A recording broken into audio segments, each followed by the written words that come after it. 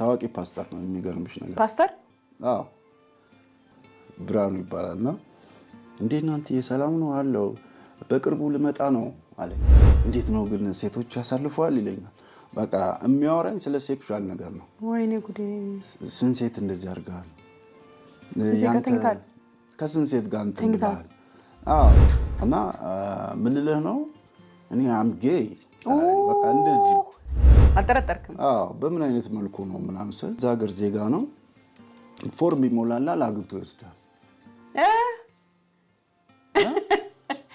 አግብቶ ይወስዳል ፎቶ ራቁቱን እንኳን ፎቶ ልኮልኝ ፎቶን እንትን ሳለው አጥፍቶታል እንደገና ደግሞ ስሜን እንዳታወጣ ማንነቴን እንደብቅልኝ ብሎ በጌታ ብሎ ለምኖኛል ሲል ተናግሯል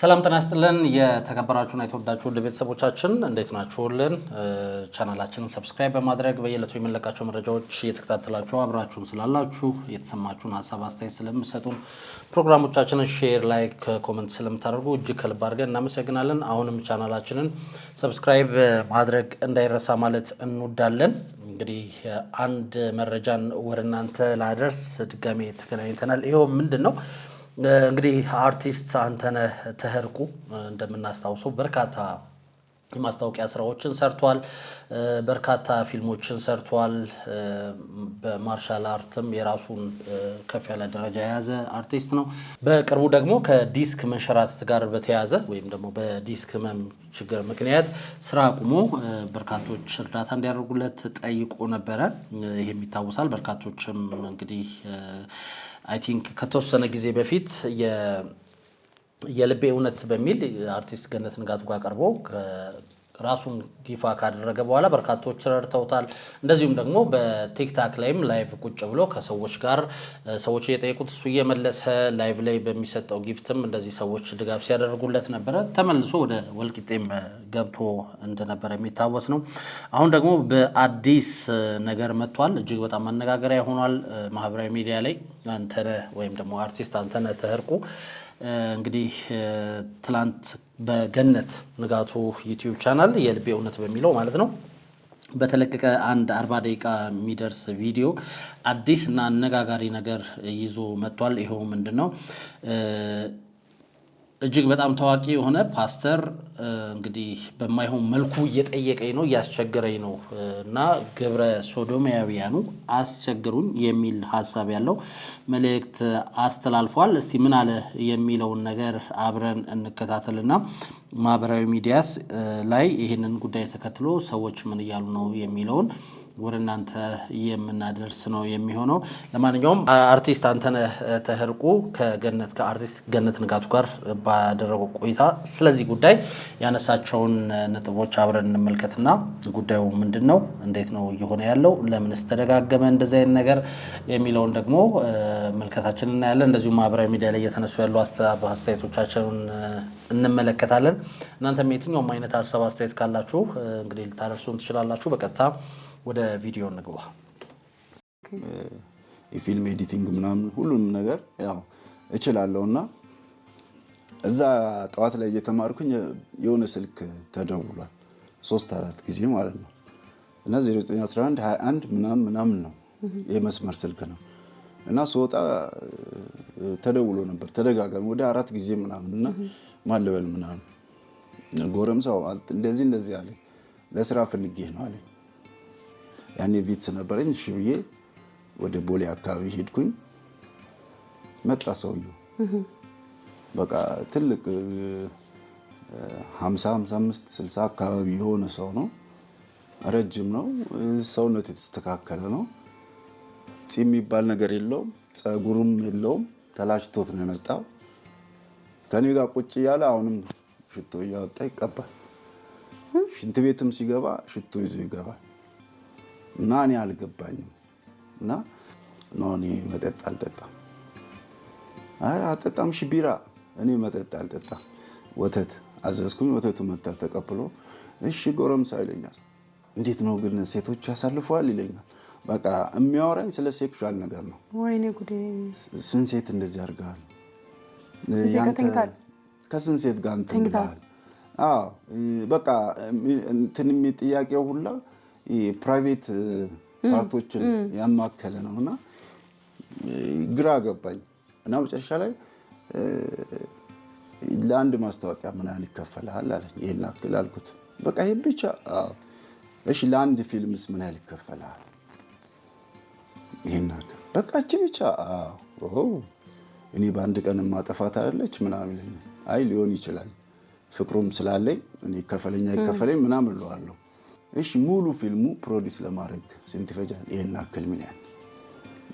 ይገርማል። እኔ ሚዲያ ላይ አይቼህ በአንተ ውስጥ እኔ ራሴን ስላየው ነው እኔ ያስጠራሁ እና የሚያወራኝ ቀለል አድርገው ነው። ምን መሰለህ እኔ ረጅም ዓመት አሜሪካ ኖሬያለሁ እና አሜሪካ ደግሞ ካወካት በቃ ፍሪደም ያላት እንትን ነው። እና አንድ ቤተሰብ ልጁ የፈለገውን መሆን ይችላል።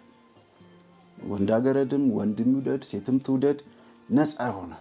እና እኔ ደግሞ እዛ ብዙ ለፍቻለሁ፣ ሀብት ንብረት አግኝቻለሁ እና ምን ልልህ ነው እኔ አምጌ በቃ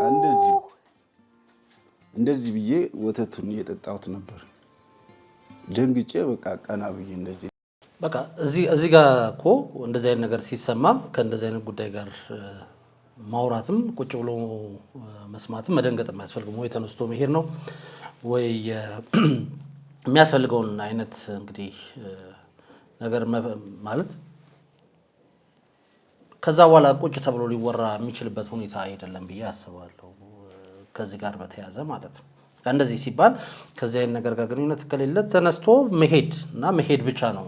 ምናልባት አንዳንድ ሰው የራሱ የሆነ ባህሪ የራሱ የሆነ ሰብአዊነት ስላለው ምናልባት ያን ወይ ለሰው ያለው ክብር ይዞ ማተው ከሆነ በስተቀር እጅግ በጣም ሰቅጣጭ ነው የሚሆነው። ከዛ በኋላ ያለው ኮንቨርሴሽን ምን አይነት ሊሆን እንደሚችል ማሰብ ከባድ ነው የሚሆነው። እስቲ ድንቅ ማለት ጀመሩ እና አንተን ሳይ ወጣት ነህ፣ ቆንጆ ነህ፣ ብዙ ሰዎች ያውቁሃል በስፖርቱ በማስታወቂያው ምናምን አለ። ቀጠለ እሱ በቃ ኖርማል አድርጎ ቀጠለ። ኖርማል በቃ እኔ ደንዝዣለሁ። ወደ ውስጡ ላንግባ ብሎኛል።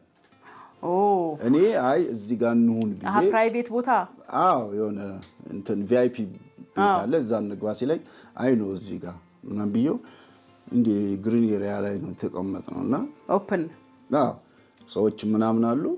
አም ጌይ አም ፕራውድ ምናምን ፖሞኒ ኮራለሁ። እኔ ግራ ገብቶኝ በቃ ደርቄያለሁ እና እንዴት እንደሚያንቀጠቀጥ ብሎ ኢማጂን ማለት ወጣትና ቆንጆ ነው፣ ብዙ ሰዎች ይፈልጓል እና እኔ አሰብኩ እኔ ልረዳህ መጣሁ። ከዛ መጣ በቃ እዚሁ ነው ያለው ይመላለሳል። ልረዳህ አሰብኩኝ እና አንተ ብዙ ሰው ስለሚያውቅህ ሴቶችም ስለሚወድ ወንዶችም በስፖርቱ ምናምን ስለሚያውቅህ አንተ ብቻ የኛ አባል ሁን።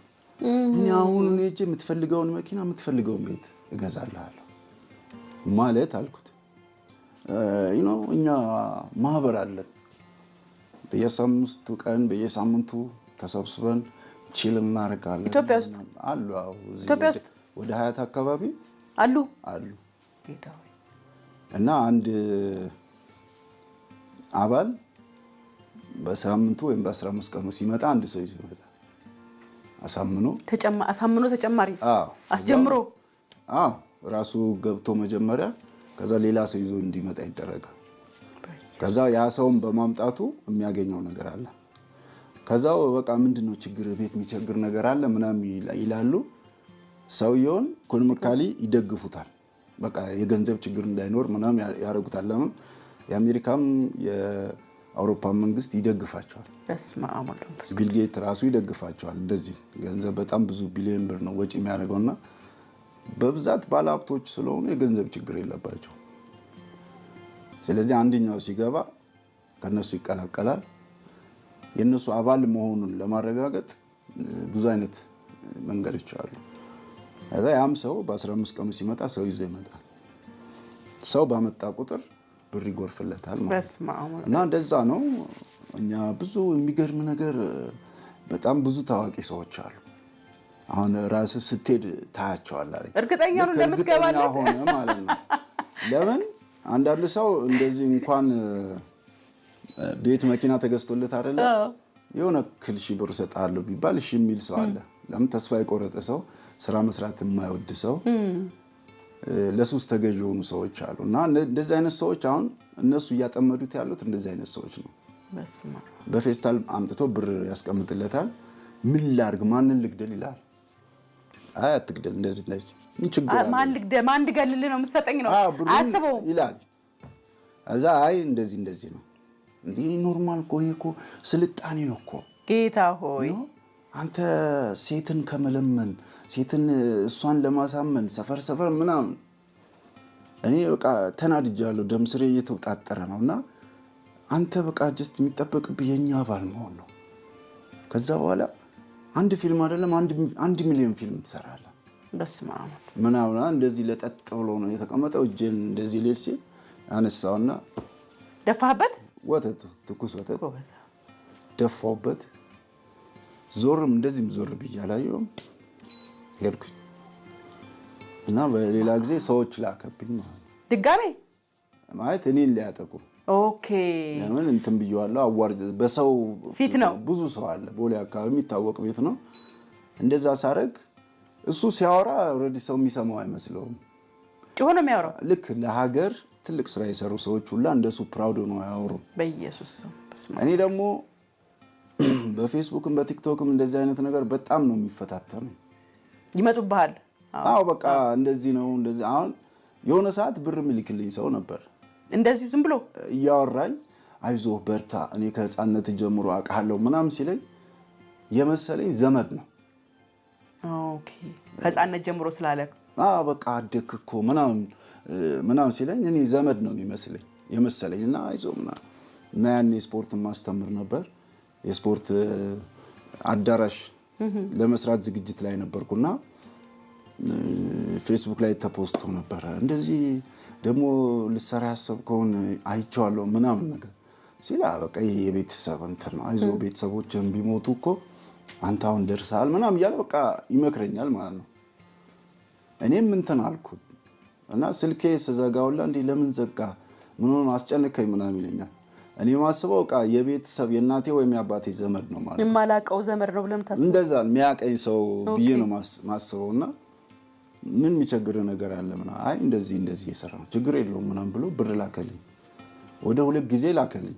ከዛ በኋላና እንዲህ ከቤተሰብ ከሲስተር ከባለቤቷ ምናምን ተሰብስበን እራት እየበላን ደወለ ቀጥታ። ከውጭ ነው እዚህ ውጭ ነው አሜሪካ ነው ያለው። እሺ ከዛ ሄሎ ምናምን አልኩት። ብራኑ ይባላልና እንዴ እናንተ የሰላም ነው አለው በቅርቡ ልመጣ ነው አለኝ። አረ ደስ ይላል እንግዲህ ቤተሰቡ እየሰማ ነው። ደስ ይላል አሪፍ ነው እንኳን ደህና እና አንድ ሰው ልኬልሃለሁ አንተም ወደዚህ እንድትመጣ ፈልጋለሁ አለኝ። እና አንድ ጓደኛዬ ወደዛ መጥቷል እና እሱ ይደውልልሃል ከሱ ጋር ያለውን ነገር ታወራለህ እኔ ብሩን ለሱ ሰጠዋለሁ። አረ ነው ደስ ይላል። እኔ ስቲል አሁንም ቢሆን ውጪ መውጣት ፍላጎት የለኝም። ኦኬ እንደዚህ ብዙም እንትን አይደለም ጉጉ አይደለም ጉጉት የለም አልጓጓ። አሁንም የትም ሀገር መሄድ ኦፖርቹኒቲ አለኝ መሄድ እችላለሁ። ግን ይሄ ውጪ የሚናፍቁ አይነት ሰው አይደለም እና አረ ደስ ይላል ምናምን። በምን አይነት መልኩ ነው እንትን የሚለኝ? ጠረጠርክ? አይ ኖ እንትን አላልኩም። አልጠረጠርክም? በምን አይነት መልኩ ነው ምናምን ስል እዛ ሀገር ዜጋ ነው ፎርም ይሞላል አግብቶ ይወስዳል። አግብቶ ይወስዳል። ምበላው ምግብ ማጣቃተኝ ስማሙልን ፍስኩ እዛው ብዬ እኔ ዝም ብያለሁ። እዛው በቃ በቅርቡ መጣለው እንዝናናለን እንደዚህ ምናምን ብሎ ሌላ ነገር ሲያወራ ስልኩን ለቀቅኩት። ሲወርድ እንደዚህ ብትን ነው ያለው ስልኩ። በቃ ተንቀጠቀጥኩ ማለት ነው። አግብቶ ይወስዳል ስማ እና ከዛ በኋላ እሱም ብሎ ካርኩ። አንድ ጓደኛ ነበረችኝ በወቅቱ ለሷ ነገርኳት። እሷ ሙጭ ነበረች ነበረችኝ። እሷ በቃ ሙልጭ አርጋ ትሰድበዋለች። ብሎክ አደርገዋለሁ በሌላ ይመጣል። ለ2 ወር ለሱ ብዬ ስልክ ዘጋው። እና ሰው የሚመዘገበው እኔ ጋር ሰው የሚደውልኝ በስልክ ነው። ስራ ቆመ። በቃ ዘጋው። ለምን 1000 ጊዜ ይደውላል እና እኔ በቃ መጨናነቅ ጀመርኩ። ፖሰሲቭ ናቸው አይደል? ደግሞ የሆነ ባህሪ ነው ያለው። ከአንድ ወንድ ከፍቅረኛው ጋር እሷ ሌላ ሀገር ሆኖ እሱ ሌላ ሀገር ሆኖ በስልክ የሚያወሩት የፍቅር ሁኔታ አለ። እንደዚህ ሆነን ባለፈው እንደዚህ ምናምን የሚል ነገር። አሁን ይሄን ነገር ከሴት ጋር ባወራው ኖርማል ነው፣ ችግር የለውም እንትን ያለ ነው። ግን አሁን እኔ ዘመድም ወይ ጓደኞቼም እኔ ጋር ሲመጡ ወይም እኔ ጋር ዘመድ ሊያድር ሲመጣ እንቅልፍ አይወስደኝም፣ ይጨንቃል። በቃ እንዲህ አሁን በኖርማል ስተኛ እኔ በቃ ራቁቴ ነው የምተኛው ለብቻዬ ስለሆንኩኝ። ሰው በቃ ሱሪ ምናምን አድርጌ እንትን አይደለም፣ ነፃ አልሆነም እና እንደዛ ነው ምናምን አይደል። ስልኩን እንትን አልኩት። በጣም በቃ በቀን ውስጥ ምን ልበልሽ 2-3 ፌስቡክ ይከፍታል። የተለያየ ፌስቡክ አለው። በዛ ፎሎ እያደረገ በዛ እንትን ይላል። ሴት ሆኖ ይመጣል። እንደዚህ ስልክን ላክልኝ ስልክለት። ያ ስልክ እኮ ዝግ ነው። ሌላ ስልክ ነበር ስሰጠው እሱ ነው። በስማ እና በቃ እንደዛ ያልኩኝ እንትን አልኩት እና ያኔ ብዙ በቃ በጣም የማውቃቸው ሰዎች ወንዶች በስራ ሁኔታ በአካባቢ በስፖርቱ የማውቃቸው ሰዎችን ብቻ ነበር ፌስቡክ ላይ ማወራውም ፍሬንድ ሪኩዌስትም የምቀበል ነበረ። ለምን ሌላ አላውቀውም። ብዙ አይነት ነገር አሁንም እንደዛ አሉ እንትን የሚሉኝ አሉ። በስቷል። አንደኛው የኔ ጥያቄ ለምንድን ነው እንደዚህ አይነት ሰዎች ወደ አንድ አካባቢ ብቻ የሚመለከቱት? ምን አይነት ነገር ቢመለከቱ ነው? ለምን ማቆም አይቻልም? ምንድነው ችግሩ? ምንድነው ያለው ነባራዊ ሁኔታ ምንድነው? እንደዚህ አይነት ነገር እንግዲህ ከዚህ በፊትም ታስታውሱ እንደሆነ እዚሁ ላይ ከ9 ወር በፊት ቀርበው የተለያዩ ሀሳቦች ያለውን ነገር ተናግሮ ነበር። ለምንድን ነው? ምን ቢመለከቱ ነው? ምንድነው ያለው ነገር በግልጽ ቢነገር። ለምሳሌ አሁን እከሌ የሚባል ሰው ነው። አሁን አንድ ስም ተናግሯል። ቅድም እንደሰማችሁት ብርሃኑ የሚባል ስም ሰምተናል። በግልጽ እከሌ የሚባል ሰው ነው፣ እንደዚህ እያደረገኝ ነው፣ ስለዚህ እንደዚህ እንዲሆን እፈልጋለሁ፣ እንደዚህ እንዲሆን አልፈልግም፣ ይሄንን የኢትዮጵያ ሕዝብ እንዲያቅልኝ ለምን ማለት አይቻልም ነው የኔ ጥያቄና እንደዚህ አይነት ነገሮች በሀገራችን እየተስፋፉ ነው። በጣም ዝነኞች፣ በጣም ታዋቂ ሰዎች፣ ተጽዕኖ ፈጣሪ ሰዎች ምናምን ያው እንደዚህ አይነት አልባሌ ጉዳይ ውስጥ እንዳሉ በግልጽ ባይናገርም ይታወቃል። አሉ ከሌ መባል የሚችሉ እንደዚሁ ደግሞ ሚዲያ ላይ ወጥተው እስከ መዋረድ የደረሱ ታዋቂ ሰዎች አሉ። እኛም ፕሮግራም ሰርተንላችኋል ከዚህ በፊት እና እንደዚህ አይነት ነገሮች ሲኖሩ እጅግ በጣም ጥንቃቄ ይሻሉ። የኢትዮጵያ ሕገ መንግስትም የራሱን የሆነ ድንጋጌ ያለው እዚህ ጉዳይ ላይ በተመለከተና ጥንቃቄ ሊደረግበት ይገባል። ሰዎች ታዋቂ ሆነው የተወሰነ ችግር ካለባቸው ያንን ችግር በመቅረፍ በዛ መንገድ ውስጥ እንዲገቡ የማድረግም ስራ ነው የሚሰሩትና ምናልባትም እንግዲህ አርቲስት አንተነህ ተወርቆ ቅድም እንዳልኳችሁ ከዲስክ መሸራት ጋር በተያዘ ችግር ላይ ነው ያለው። ህመም ላይ እንዳለ ይታወቃል። እጅግ በጣም ከስቶ ነበር የሆነ ጊዜ። እንደውም አሁን ትንሽ ሰውነቱ መለስ ብሏል።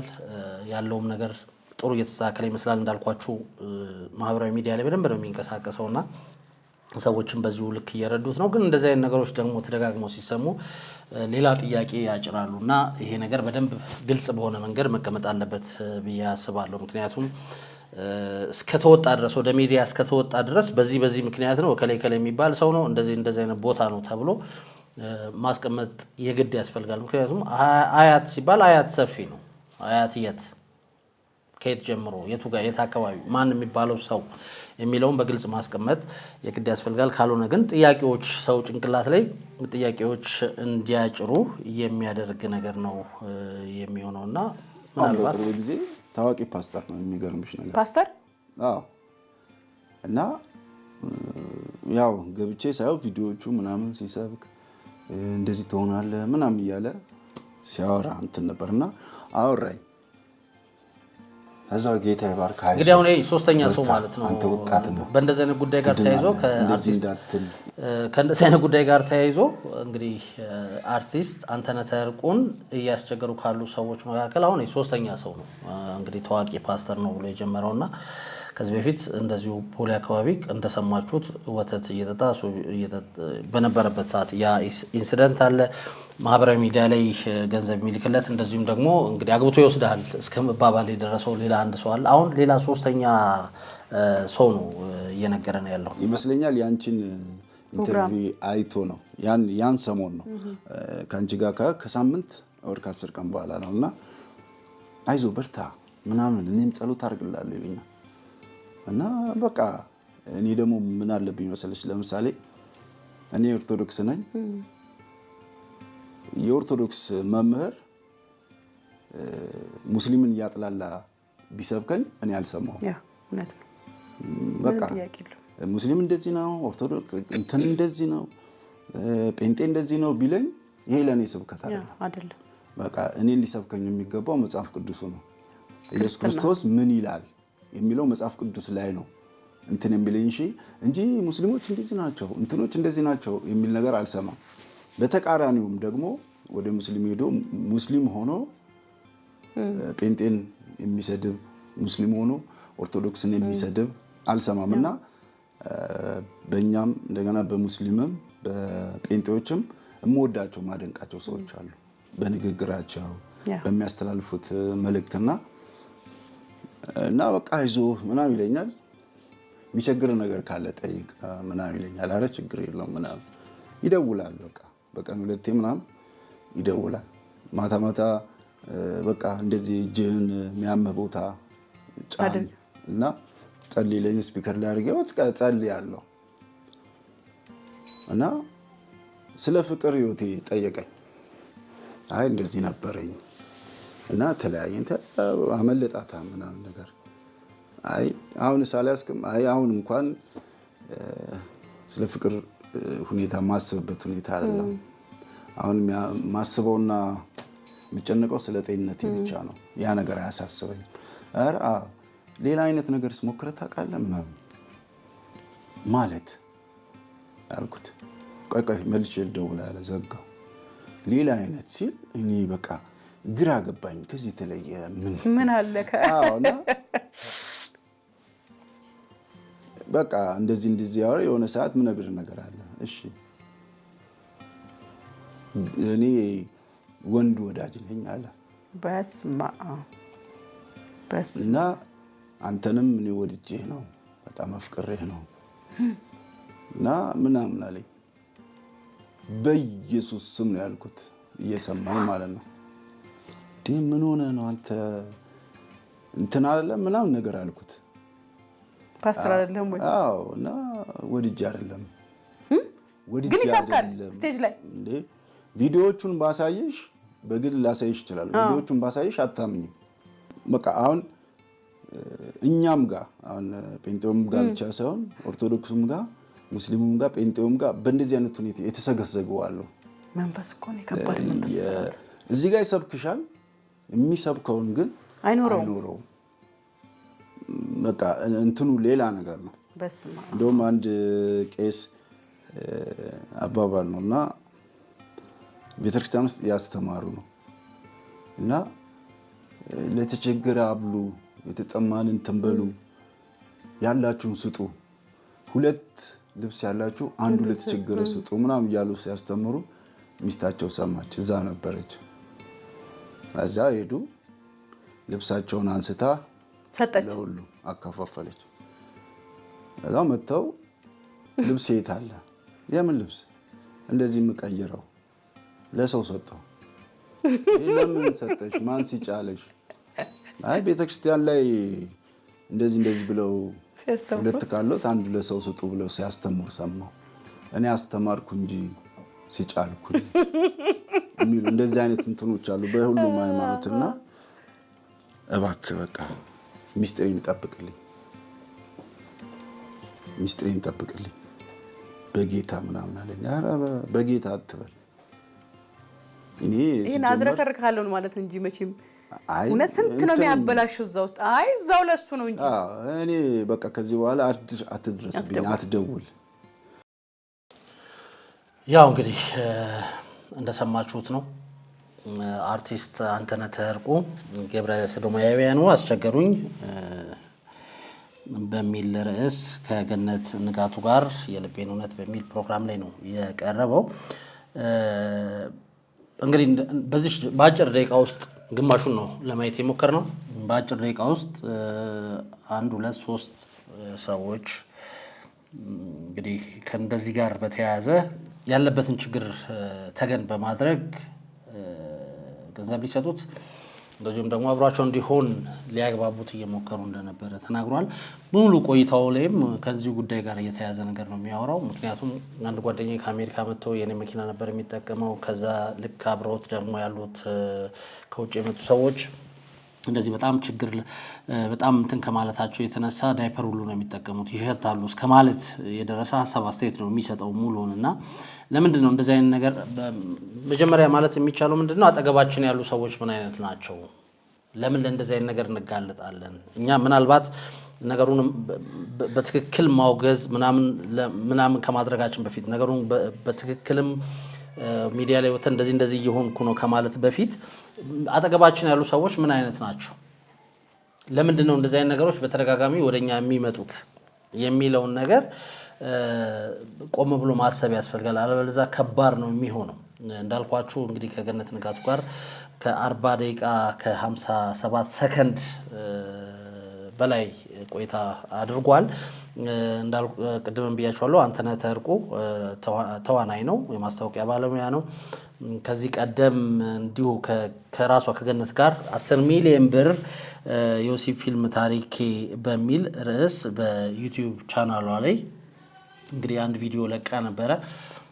እሱ ላይም ልክ እንደዚሁ ከእንደዚህ ጋር 10 ሚሊዮን ብር ልስጥህና የዮሴፍ ፊልም ስራልኝ መባሉን ተናግሮ ነበረ። በሰዓቱ እጅግ በጣም መነጋገሪያ ሆኖ ነበር። አሁን ደግሞ ልክ እንደዚሁ ከዚሁ አልሸሹም ዞር አሉ የሚል የሆነ ሀሳብ ይዞ ነው የመጣው። እውነት ሀሳቡ ምንድነው ምናምን የሚለውን ነገር መናገር አንችልም፣ ግን አሁን ያለውን ነገር መረዳት የምንችለው ከምን አንጻር ነው? እጅግ በጣም አስቸጋሪ ጊዜ ላይ እንዳለን ይታወቃል። ቅድም ብያቸዋለሁ። እጅግ በጣም ታዋቂ ሰዎች፣ ተጽዕኖ ፈጣሪዎች፣ ፖለቲከኞች እንደዚሁም ደግሞ አርቲስቶች ጭምር ታዳጊዎች ነገሩ በጣም እየተስፋፋ ጥንቃቄ ልናደርግ ይገባል።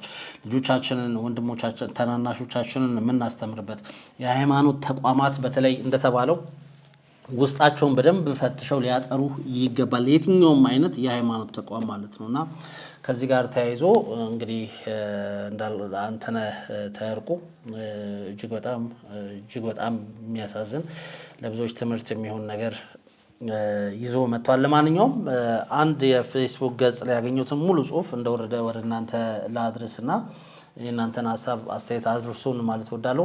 ምናሴ ዋቆ ጉደታ በሚል የፌስቡክ ገጹ ላይ የሚታወቅ ፔጅ ላይ ያገኙትን ጽሁፍ ነው ወደ እናንተ የምናደርሰው።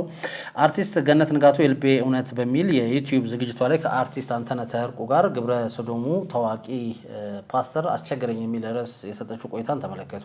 አንዳንዶች የተቆራረጡ ቪዲዮችንና የአርቲስቱን በማየት ብቻ ሃይማኖታዊ ንትርክ መፍጠሪያ ለማድረግ ሲሞክሩ ስላየው እስኪ ሙሉ ቪዲዮ ልመልከተው ብዬ በክፍል 1 የቀረበውን 40 ደቂቃ ከ57 ሰከንድ ርዝማኔ ያለውን ቪዲዮ ተመለከትኩ። አርቲስቱ ከዚህ ቀደም እንዲሁ ከራሷ ከገነት ጋር 10 ሚሊዮን ብርና ዮሴፍ ፊልም ታሪኬ በሚል ርዕስ በዩቲዩብ ላይ ቀርቦ ገንዘብ ተከፍሎ ዮሴፍ ፊልም ስራ ተብዬ አልሰራም ብያለሁ የሚል ጭብጥ ያለው ቆይታ አድርጎ የነበረ ሲሆን ብዙዎቻችንም ጉዳዩ መነጋገሪያ አድርገነው ብቻ አልፈናል። በነገራችን ላይ ይሄ ቪዲዮ ከ9 ወራት በፊት ነው በዚሁ የዩቲዩብ ቻናሏ የተጫነው። አሁን ደግሞ ከአንድ ቀን በፊት በተለቀቀው ክፍል 1 ቪዲዮ ላይ አርቲስት አንተነህ ሀገራችን ላይ አሉ ከተባሉ ፓስተሮች ጀምሮ ዲያስፖራዎችና ባለሀብት ሶዶማውያን የፈለከውን ይደረግላል፣ አንተ ብቻ የኛ አባል ሁን እያሉ እያስቸገሩኝ ነው። በተለያዩ ችግርና ፈተናዎች ውስጥ ያሉ ወጣቶች መጠንቀቅ ይችሉ ዘንድ የገጠመኝን ላካፍል። ሶዶማውያኑ እየፈሉ ነው። የሶዶማውያኑ ማህበር ኢትዮጵያ ውስጥ ወደ 20 አካባቢ አለ። እንደውም የማህበሩ አባላት በየ15 ቀኑ በሚኖራቸው ስብሰባ ላይ አንድ አዲስ አባል ይዘው መገኘት አለባቸው ይባላል። አንድ አሜሪካ ኖሮ የመጣ ትልቅ ሰው እኔንም ሊመለምለኝ ነበር። እናም ብዙ ጊዜ በኢኮኖሚ ችግር የሚፈተኑ ወጣቶች በደካማ ጎናቸው ገብተው ይመለምሏቸዋል። አንድ ታዋቂ ፓስተር ነው በፌስቡክ ላይ መጥቶ አወራኝ። ቪዲዮዎቹን ገብቼ ሲሰብክ ምናምን ያሉትን አየዋቸው ይመስለኛል። ከአንቺ ጋር የነበረኝ ቆይታ አይቶ ነው። ቪዲዮ ከተለቀቀ ከሳምንት ወይም ከ10 ቀን በኋላ የዛ ሰሞን ነበርና አይዞ በርታ እኔም ጸሎት አደርግልሃለሁ ይለኝና እኔ ኦርቶዶክስ ነኝ፣ ስለ መጽሐፍ ቅዱስ የሚሰብኩትን የመስማት ችግር የለብኝም። እናም አይዞ የሚቸግር ነገር ካለ ጠይቀኝ ይለኛል። በቀን 2ቴም ይደውላል። እጅህን የሚያም ቦታ አድርግ እያለ ስፒከር ላይ አድርጌ ጸልያለሁ። ከዛ በሂደት ስለ ፍቅር ህይወቴ ጠየቀኝ። እንደተለያየሁ ነገርኩት። አሁን ሳላያስክም አለኝ። አሁን እንኳን ስለ ፍቅር የማስብበት ሁኔታ ላይ አይደለም። አሁን የማስበው የምጨነቀው ስለ ጤንነቴ ብቻ ነው። ያ ነገር አያሳስበኝም አልኩት። እናም ሌላ አይነት ነገርስ ሞክረህ ታውቃለህ አለኝ። ማለት ስለው ቆይ መልሼ ልደውል ብሎ ስልኩን ዘጋው። እንደዚህ ያለን የሆነ ሰዓት የምነግርህ ነገር አለ አለኝና እኔ ወንድ ወዳጅ ነኝ አለ እና አንተንም እኔ ወድጄ ነው አፍቅሬ ነው አለኝ። ይህንን እየሰማኝ በኢየሱስ ስም ነው ያልኩት። ምን ሆነ ነው አንተ ፓስተር አይደለህም ምናምን አልኩት። ወድጄ አይደለም አለኝ። ጴንጤው ጋርም ሳይሆን ኦርቶዶክሱ ሙስሊሙም ጋር የተሰገሰቡ አሉ። እናም እባክህ ምስጢሬን ጠብቅልኝ አለኝ። እኔም ከዚህ በኋላ አትደውልልኝ አትድረስብኝ አልኩት እያለ ሌላ ገጠመኝ ያለውን እየተናገረ ይቀጥላል። ይህ ሰው ሆነ ገነት እንዲህ ያለውን ጉዳይ ወደ ሚዲያ መጥተው ሰው ይማርበትና ይጠነቀቅ ማለታቸው መልካም ነገር ነው። እኔም ብሆን ከዚህ ቀደም ነገሩን ትኩረት ስጡት፣ በየጊዜው የምንሰማው ያስፈራል፣ አንገታችን ስር ናቸው፣ ቤተሰቦቻችሁን ጠብቁ የሚሉ መልእክቶችን ሳጋራ ከርሜያለሁ። መንግስታችን እንደሆነ ነገሩን ከመሸፋፈን አልፎ በመረጃና በማስረጃ የቀረቡለትን ጥቆማዎች ጭምር ጉዳይ አይደለም ብሎ ከነውረኞች ይልቅ ነውሩን የሚያጋልጡ ሰዎች ላይ ሲበረታ አይተናል። አሁንም የሚሰማ ካለ መናገራችንን አናቆምም። ይህ ሰው ከገነት ጋር በነበረው ቆይታ የተናገራቸው ሁሉ እውነት ከሆኑ ግለሰቦቹ የሚታወቁበት መንገድ መፈለግና በየሃይማኖት ውስጥ እና በማህበረሰባችን ውስጥ የተሰገሰጉትን ቀፋፊዎች ለይቶ አንድ ነገር ማድረግ ያስፈልጋል። መንግስትም ቢሆን አንደኛውን በግልጽ ነግሮን ቢለይልንና አካባቢያችንና ማህበረሰባችንን የምንጠብቅበት መላ ወደ መዘየዱ ብንገባ ይሻለናል። እባካችሁ ችላ አንበል የሚል ጽሁፍን አጋርቷል። እንግዲህ ይህንን ጽሁፍ በቀጥታ ያገኘነው ፌስቡክ ላይ ነው። ምናሴ አባወቀው የሚል የፌስቡክ ፔጅ ላይ ነው ይህን ጽሁፍ ያየነው። ለዛም ነው ያጋራናችሁ። የብዙ ሰው ሀሳብም ስለሆነ ነው ይህን ጽሁፍ ወደ እናንተ ለማድረስ የፈለግነው። የኔም ጥያቄ እዚሁ ጋር ተመሳሳይ ነው። ምንድን ነው ዓላማው? የዚህ ፕሮግራም ዋናው ዓላማ ምንድን ነው የሚለው መታወቅ አለበት ብዬ አስባለሁ። ማስተማር ከሆነ ወይም ደግሞ ወጣቶችን ቤተክርስቲያንን መጠበቅ ወይም ደግሞ የሃይማኖት አባቶችን ከአጥፊዎቹ ወደ መልካሞቹን ከአጥፊዎቹ የመለየት ወይም ደግሞ ምዕመናኑን የመጠበቅ ነገር ከሆነ በግልጽ መቀመጥ አለበት ብዬ አስባለሁ። እንደዚህ አይነት የተድበሰበሰ ሀሳብ ምናልባትም ተጠያቂነት ሊያተርፍ ይችላል። ሰዎች በዚህ ጉዳይ ላይ እንደዚህ አይነት ነገር ለምን አለ ምንድነው ማስረጃው ብለው ሊጠይቁ ይችላሉ። አሁን ሙሉ ኢንተርቪውን እንደሰማችሁት ነው። ምንም አይነት ማስረጃ የለውም። ማነው ፓስተሩ አንድ ስም ነው ሲጠራ የሰማ ነው። በትክክልም እነኚህ ያላቸውን ሰዎች ስም ጠቅሶ ቤተክርስቲያን የሚያገለግሉ ከሆነ ቤተክርስቲያኑን ጠቅሶ እንግዲህ በህግ አግባብ እንዲጠየቁ ማድረግ ቢቻል መልካም ነው ብዬ አስባለሁ። እሱ እንዳለው እኔ እንደውም እንደሌላ ሰው ስላሉ ፎቶውን ሁሉ ስክሪንሻት ማድረግ እየቻልኩ ሳላረግ ቀርቻለሁ ብሏልና አሁን ምናልባትም ዝም ብሎ የስም ማጥፋት ዘመቻ እንዳይሆን ምናልባትም እውነት ከሆነ እንደዚህ ወጥቶ ሚዲያ ላይ መናገሩ ብዙዎችን ያስተምራል። እውነት ከሆነ እውነት አካለው የተደበሰበሰ ነገር ከሌለው እውነት ደግሞ ሲሆን አንዳንድ ማስረጃዎች ያስፈልጋሉ። እውነትን እውነት የሚያደርጉት ብዙ ጊዜ ማስረጃዎች ናቸው። እንደዚህ ሚዲያ ላይ ወጥተን ስንናገር ያሉን ማስረጃዎች ምንድናቸው የሚለው በደንብ ሊታይ ይገባል። ለዛም ነው ይህን ጽሁፍ ወደ እናንተ ለማድረስ የፈለኩት።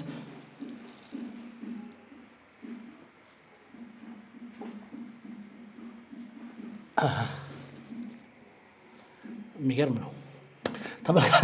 ተመልካቾቻችን ያው እንግዲህ ካሜራማኔ ጻድቃን ነው ይህንን መረጃውን ያደረሰኝ። ይህን ፕሮግራም እየሰራን በነገራችን ላይ ምን ይላል? የኢትዮጵያ ወንጌል አማኞች አብያተ ክርስቲያናት ካውንስል ክስ መስርቷል ማለት እንግዲህ አርቲስት አንተነህ ተህርቁና አርቲስት ገነት ንጋቱ ላይ ክስ መስርቷል የሚል አዲስ መረጃ አሁን ወጥቷል። ይኸው ከተወሰኑ ሰከንዶች በፊት ነው የሚለው። እጅግ በጣም የሚያስገርም ነው። እስቲ መረጃውን ልንገራችሁና የኔንም ሐሳብ በዛው እንመለከተዋለን። ይሄ ቀጥታ ፋስት መረጃ ነው ያወጣው። የኢትዮጵያ ወንጌል አማኞች አብያተ ክርስቲያናት ካውንስል በወንጌላውያን አማኞች መንፈሳዊ ገጽታ ላይ ጥላሸት ቀብተዋል ያላቸውን ግለሰቦች በሕግ እንዲጠየቁ ክስ መመስረቱን አስታውቋል። ካውንስሉ ክሱን የመሰረተው ወይዘሮ ገነት ንጋቱና አቶ አንተነ ተህርቁ ባደረጉትና በማህበራዊ ሚዲያ በተሰራጨ ቃለመጠይቅ ላይ በመነሳት እንደሆነ ገልጸዋል። ካውንስሉ ባወጣው መግለጫ እንዳመለከተው ከሆነ በሁለቱ ግለሰቦች መካከል በተደረገው ቃለ ምልልስ ላይ ለአማኙ ማህበረሰብ ካላቸው ጥላቻ በመነሳት የእምነቱ ተከታዮች መንፈሳዊ ገጽታ የሚያበላሽ ንግግር ተሰራጭቷል። በተለይም የተጠቀሰው ጉዳይ እውነት ከሆነ የአገልጋዩን ማንነትና በስምም መጥቀስ ሲገባ ይህ ሳይደረግ በደፈናው የቀረበው ክስ ሆን ተብሎ የእምነቱን ገጽታ ለማበላሸት የታለመ ነው ብሏል። በመሆኑም ተገቢውን የሕግ እርምጃ እንዲወሰድባቸው ክስ የመሰረተ ሲሆን በተመሳሳይ መልኩ በተለያዩ መድረኮች እና ማህበራዊ ሚዲያዎች ሙያዊ ስነ ምግባርን ባልተከተለ መንገድ የወንጌል አማኞችን ስም ለማጠልሸት የሚንቀሳቀሱ አካላት ከድርጊታቸው እንዲቆጠቡ ካውንስሉ በጥብቅ ማስጠንቀቂያ አስተላልፈዋል ይላል የፋስት መረጃ። እንግዲህ እንዳልኳችሁ ነው፣ እውነት ነው። መረጃን እጃችን ላይ ሊኖር ይገባል። በቃ እንደዚህ አይነት ነገር ከተጠያቂነት ሊያድኑን የሚችሉት ማን ነው? እሺ ይሄ ፓስተር ማን ነው ሲባል እከሌ ነው ሊል ይችላል። ከዛ በምን ማስረጃ? የድምጽ ግጂ፣ የፎቶ ማስረጃ፣ ሲያወሯቸው የነበሩ የተለዋወጧቸው የፎቶ ማስረጃዎች ምናምን የግድ ያስፈልጋል። ካልሆነ እንዳልኳችሁ የአንድን እምነት ተቋም የማጥላላት ሊሆን ይችላል። ቅድም ብያችኋለሁ፣ ጉዳዩ ከሃይማኖት ጋር የሚያያዝ አይደለም። የትኛውም ቤተ እምነት ውስጥ ቢሆን እንደዚህ አይነት ነገር ላይ ያሉ እንደዚህ አይነት ሰይጣናዊ ተግባር የሚያከናውኑ ሰዎች ሊኖሩ ይችላሉ አይደለ? ሁሉም ቦታ ሁሉም ቅዱስ ነው ማለት አይደለም፣ ሁሉም ደግሞ መጥፎ ነው ማለት አይደለም። ስለዚህ እንደዚህ በጅምላ ከማውራት ይልቅ ምናልባት መረጃው ካለው እከሌ ከሌ ብሎ መረጃውን ለሕግ አካላት አሳልፎ ሊሰጥ ይችል ይሆናል፣ ምናልባት ሚዲያ ላይ ማውጣት ካልፈለግ። ነገር ግን አሁን እንዳለው አንድ ቦታ ሲናገር እንደሰማችሁት ፎቶ ራቁቱን እንኳን ፎቶ ልኮልኝ ፎቶን እንትን ሳለው አጥፍቶታል። እንደገና ደግሞ ስሜን እንዳታወጣ ማንነቴን እንደብቅልኝ ብሎ በጌታ ብሎ ለምኖኛል ሲል ተናግሯልና ምናልባትም እንደዚህ አይነት ነገሮች ላይ የምናወራቸው ታዋቂ ሰዎች ስለሆኑ ተጽዕኖ ፈጣሪዎች ናቸው፣ አርቲስቶች ናቸው፣ በብዙዎች ዘንድ ተቀባይነት አላቸው እና እነሱ የሚያወሩት ነገር ከሞላ ጎደል ተቀባይነት ይኖረዋል። ሚዲያ ላይ ቀርቦ ደግሞ ልክ በዚህ ልክ ሲወራ መረጃዎች ያስፈልጋሉ። ምናልባትም እንግዲህ የኢትዮጵያ ወንጌል አማኞች አብያተ ክርስቲያናት ካውንስል ክስ የመሰረተው በግልጽ ስላልተቀመጠና ሃይማኖቱን የሚያኮስስ ነገር ተናግረዋል በሚል ነው። ሌሎችም ነገሮች ይኖራሉ። ከዚህ በፊትም እንደምታስታውሱት ከሆነ ገነት ንጋቱ ከምንወደው አርቲስት ከነጻነት ወርቅነህ ጋር በተያያዘ እንደዚሁ አንድ ያልተገባ ኢንተርቪው አድርጋለች ተብላ በሰፊው እንግዲህ ማህበራዊ ሚዲያ ላይ ስትብጠለጠል ነበረ። ብዙዎች ተችተዋል። እንደዚሁም ደግሞ ኢንተርቪው ያደረገችው በሰዓቱ ኮሜዲያን ደረጀን ነበረ። ደረጀም እንደዚሁ በማህበራዊ ሚዲያው ከፍተኛ የሆነ ወቀሳን ሰንዝሯል። መቀረጼን አላወቅኩም ነበረ፣ እንዴት እንደዚህ አይነት ነገር ይደረጋል የሚል ይዘት ያለው ነገር ተናግሮ ነበረ። ምናልባትም እንግዲህ በዚህኛው ጉዳይ ጋር ተያይዞ ግን ምናልባት ምን አይነት መረጃዎች አሉ የሚለውን ነገር እጇ ላይ ጠይቃው ይዛ ቢሆን ምናልባትም ከተጠያቂነት ልትድን ትችላለች። ምክንያቱም አሁን ህጎች ብዙ አይነት መንገድ አለ በህግ ለመጠየቅ እና እነሱን ነገሮች ጥንቃቄ ሊደረግ ይገባል እንላለን። እንዳልኩት ነው፣ እንደዚህ አይነት ነገሮች ከሃይማኖት ጋር ፈጽሞ የሚገናኙ አይደሉም። የትኛውም ቤተ እምነት ውስጥ ያሉ ሰዎች እንደዚህ አይነት ጉዳይ ውስጥ እንዳሉበት በተለያዩ ፕሮግራሞች እኮ እኛ ወደ እናንተ አድርሰናል አይደለ? ስለዚህ አሁንም ሊታሰብበት የሚገባው ከሃይማኖት አንጻር ሳይሆን ሰዎችን ከመጠበቅ የቤተክርስቲያኖችን ከመጠበቅ ምእመናንን ከመጠበቅ አንጻር ቢሆንና ሌሎችን ለማስተማር እስከሆነ ድረስ ግን እንግዲህ አርቲስት አንተነህ ተህርቁ በእርግጠኝነት መረጃዎቹን ወደ ህዝብ ይፋ ማድረግ ነበረበት። ያንን ባላደረገበት ሁኔታ ውስጥ ነው እንግዲህ አሁን ከደቂቃዎች በፊት የኢትዮጵያ ወንጌላውያን አማኝ ቤተክርስቲያን ካውንስል እንግዲህ ስም ጠፍቷል፣ ስም አጥፍተዋል በሚል ክስ መመስረታቸው እየተሰማው እያልኳችሁም ስለነበረ ብዙ አልገረመኝም። ለማንኛውም እንግዲህ እናንተስ እዚህ ጉዳይ ላይ ምን ትላላችሁ? ሰዎች እንደዚህ አይነት መረጃን ይዘው ወደ ህዝብ ሲመጡ ምን አይነት ማስረጃ አላቸው? ምን አይነት በቂ ማስረጃ አለኝ ወይ? ይሄን ጉዳይ ሳወራ እዚህ ጉዳይ ላይ ያለኝ ማስረጃ ምን ያህል ነው? ምክንያቱም እኔ የማውቀው እውነት አንዳንዴ እኔ ጋር ብቻ ስላለ እውነት ላይሆን ይችላል። ስለዚህ እነኛን እውነቶች የሚደግፉልኝ ማስረጃዎች ያስፈልጋሉ። በተለይ እንደዚህ አይነት በጅምላ አንድን ነገር ማስጠየቅ የሚችሉ ምክንያቱም እኛ ሀገር ብዙ ፓስተሮች አሉ። ስለዚህ የትኛው ፓስተር ነው የሚለው ሊጣራ ይገባል፣ ሊታወቅ ይገባል። የትኛው ታዋቂ ሰው ነው፣ የትኛው ጋዜጠኛ ነው፣ የትኛው ተጽዕኖ ፈጣሪ ነው የሚለው በግልጽ ካልተቀመጠ እንደዚህ አይነት ጉዳይን ወደ ሚዲያ ይዞ መምጣቱ ራሱ ያን ያህል ጠቃሚ አይደለም። እንደዚህ እይታን ከመሰብሰብ ውጪ ወይም ደግሞ መነጋገሪያ ለመሆን ካልተፈለገ በስተቀር አጀንዳው በጣም ትልቅ ነው፣ ሰፊ አጀንዳ ነው፣ እጅግም በጣም ጠንካራ አጀንዳና አስፈሪ ነው፣ እንደ ሀገርም የሚያስፈራ ነው። ነገር ግን እንደዚህ አይነት አጀንዳዎችን ይዘን ስንመጣ ጠንካራ የሆነ ማስረጃዎች እጃችን ላይ ሊኖሩን ይገባሉ ነው። ያ ካልሆነ ግን ልክ እንደዚህ አይነት ክሶች መምጣታቸው አይቀርምና ከእንደዚህ አይነት ኬዞች ጋር ተያይዘው ብዙዎችን ማስተማር የሚፈልጉ እንደዚህ አይነት እንግዲህ ታሪኮችን ማጋራት የሚፈልጉ ሰዎች በትክክልም ወደ ሚዲያ ከመምጣታቸው በፊት ያላቸውን መረጃ ጠንካራ መሆኑን እርግጠኛ መሆን አለባቸው። እነሱን የማያስጠይቅ በስም ማጥፋት ወይም ደግሞ በሆነ ነገር የማያስጠይቅ መሆን መቻል አለበት። አለበለዚያ ልክ እንደዚህ አይነት ክሶች ሊከሰሱ ይገባሉ። ስለዚህ ሀሳባቸው ማስተማር እስከሆነ ድረስ ደግሞ በግልጽ ይህንን ተደፍሮ ከተወጣ በግልጽ እከሌ የሚባል ሰው ነው፣ እከሌ የሚባል የሃይማኖት አባት ነው፣ እከሌ የሚባል ታዋቂ ሰው ነው፣ እንደዚህ አይነት ነገር ያደረገኝ፣ እከሌ የሚባል ባለሀብት ነው፣ እንደዚህ አይነት ነገር የጠየቀኝ ብሎ በግልጽ መናገር መቻል ያስፈልጋል። ያለ መናገር ደግሞ እንዳልኳችሁ የግድ ማስረጃ ያስፈልጋል። ለማንኛውም እንግዲህ ፕሮግራሙን ወደ እናንተ አድርሰናል። ፕሮግራሙን በተመልክቶ ደግሞ ማህበራዊ ሚዲያ ላይ ከተንቀሳቀሱና ብዙ ላይክ ካገኙ ጽሁፎች መካከል አንድ ጽሁፍን ወደ እናንተ አድርሰናል። እሱን እያደረስን በመሃል እንግዲህ የኢትዮጵያ ወንጌል አማኞች አብያተ ክርስቲያናት ካውንስል በአርቲስት ገነት ንጋቱ በአዘጋጇ በፕሮግራም መሪዋ ላይ እንደዚሁም ደግሞ በአርቲስት አንተነህ ተርቁ ተጠያቂው ላይ እንግዲህ ክስ መመስረታቸው ታውቋል። ክሱ ምን ይደርሳል፣ ወዴትስ ይሄዳል የሚለውን ወደ እናንተ የምናደርስ ነው የሚሆነው። ብዙ ጊዜ እንደዚህ ማህበራዊ ሚዲያ ላይ ቃለ መጠይቅ ስናደርግ ያለውን ነገር ቢያንስ ማስረጃዎችን ቀድመን መሰብሰብ ያስጠይቃሉ አያስጠይቁም የሚሉትን ጉዳዮች ቀድሞ ማየት ያስፈልጋል ማለት እንወዳለን። እናንተ ስለዚህ ጉዳይ ላይ ምን ሀሳብ አላችሁ? እየተከታተላችሁን ስለነበራችሁ እናመሰግናለን። ማንኛውም አይነት ሀሳብ አስተያየት ካላችሁ ግን ከታች ባለው ስልክ ቁጥራችን ልትደውሉልን ትችላላችሁ። እንደዚሁም ደግሞ ኮመንት መስጫው ስር ሀሳብ አስተያየቶቻችሁን ልታደርሱን ትችላላችሁ ማለት እንወዳለን። የተከታተላችሁን አብራችሁን ስለነበራችሁ እጅግ ከልብ አድርገን እናመሰግናለን። የዚህን ጉዳይ መጨረሻውን እንደዚሁ ተከታትለን ወደ እናንተ የምናደርስ ይሆናል። ስለተከታተላችሁን በድጋሚ እያመሰገንኩ ከወዲሁ ተሰናበትኩ። መልካም ጊዜ